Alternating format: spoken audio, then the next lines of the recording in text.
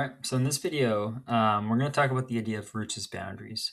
So our learning goal of this in video C5 here is to use roots of a quadratic as boundary values, then choose the intervals that satisfy an inequality or radical domain condition, right? So basically, just generalizing this, we see quadratics a lot. We know how to solve quadratics from previous videos. How can we use those values to kind of create intervals rather than just focus on the values themselves? Look at what happens between those values.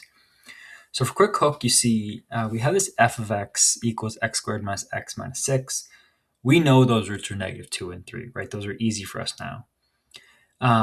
So the question is, well, what if we had f of x is greater than or equal to 0? So what if the question had, instead of saying f of x equals 0, what if it was greater than or equal to 0? What do we do with that? Because we know as a quadratic, that's going to be a whole side of the quadratic, right? So if I sketch this thing, I know it has roots at negative 2 and 3, and I know it opens upward because of that positive a. So like I know the quadratic looks something like this. So when we're asking where are we positive or where are we non-negative anyway, like we know about those values, but this question's actually asking us, give us the whole interval. So if you want to try that question, we will come back for it, but yeah, take a shot at it. And we'll circle back in the I do example 1 here. So here's I do example 1. So really simply solve that x squared minus x minus 6 is greater than or equal to 0. So our first thing is going to be just treat it as if it was normal quadratic, right? And which is that's what a lot of us are going to want to do anyway. So we're going to say, well, okay, so x squared minus x minus 6. I'm looking at the boundary, and when I'm in my work, I'll often label this just bound. So x squared minus x minus 6 equals 0. So I'm going to solve this quadratic. I know it factors. So this is x minus 3x plus 2 equals 0, which tells us that x is either 3 or x is negative 2. Okay. So those are the boundary roots. So that is where this thing equals 0. But the question didn't ask where it equals 0. It asked where is it greater than or equal to 0. So because it is, I will kind of note that too, because it is greater than or equal to 0, I know those two roots are going to be part of my solution because that is where it's equal to 0. But we need a lot more here. So what we're going to do is we're going to set up a little sign reasoning interval, like sign analysis. Now, there are a bunch of ways to do this. I'll try to do it a couple ways here. But basically, we're going to make a tiny sketch of this graph. That's how I would do it. So I know at negative 2 and at 3, this function is 0.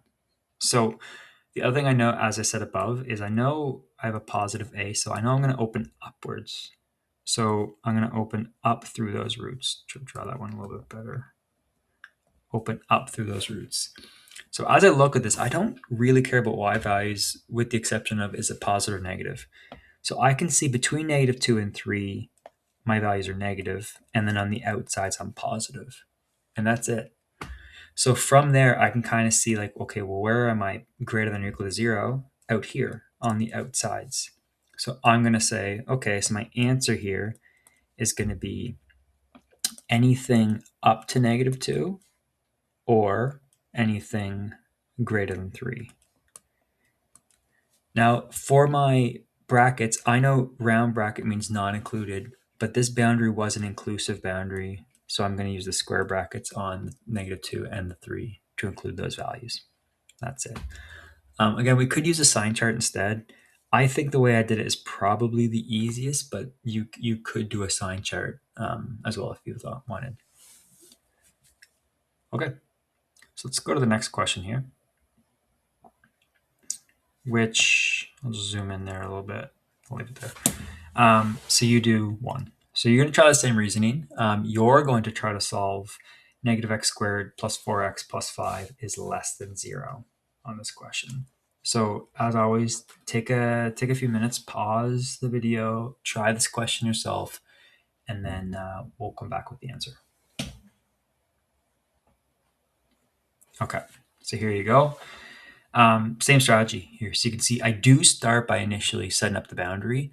Couple differences in this question though. I'll just change my highlighter here. First of all, I'm opening less than. So I'm looking for where am I negative. I'm also opening down. So this does end up giving this kind of same the outside, but in a very different way. Finally, I had a strict inequality.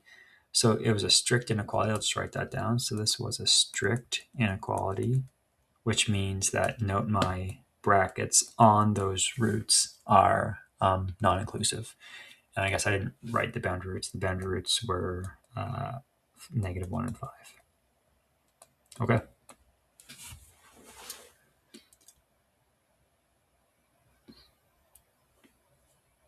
So moving on here. So here's a second example for me to complete for you. So transferring the skill into a different domain. So we can do quadratics, we can do quadratic inequalities. Now let's look at a radical, for example.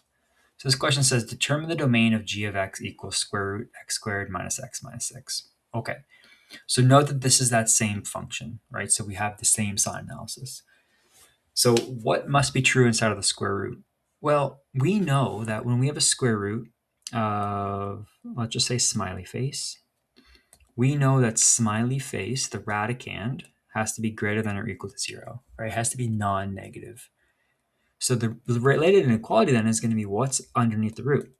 Underneath the root is x squared minus x minus 6, and then that has to be greater or equal to 0.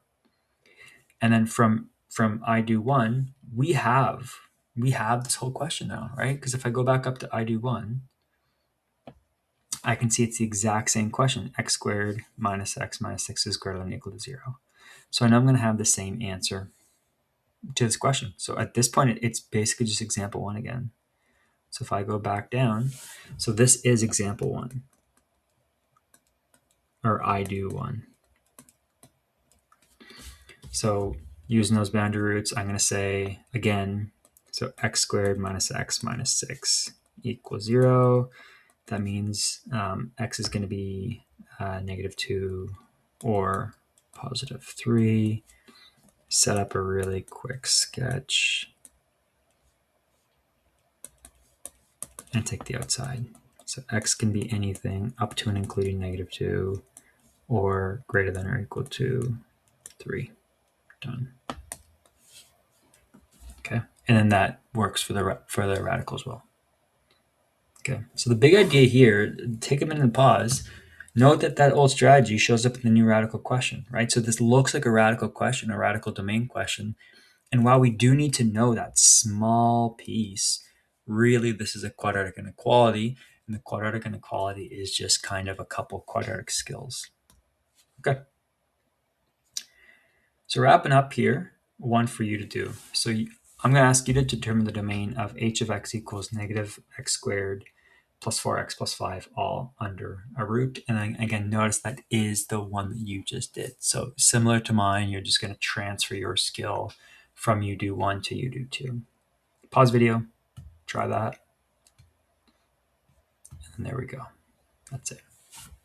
Okay, so that's the video. A little final checklist for you as you seek to transfer this to different domains.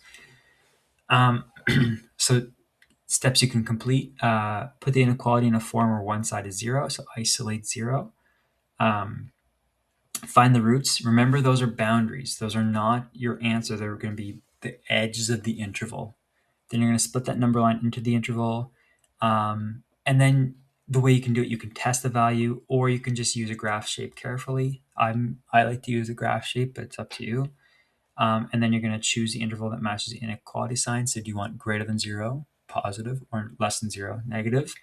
And then do you want an inclusive boundary or an exclusive boundary? And that's it. So later on, we are going to see this in radical domains, reciprocal functions, absolute value functions, polynomial sign charts. So we do see this a lot in kind of future topics and future courses.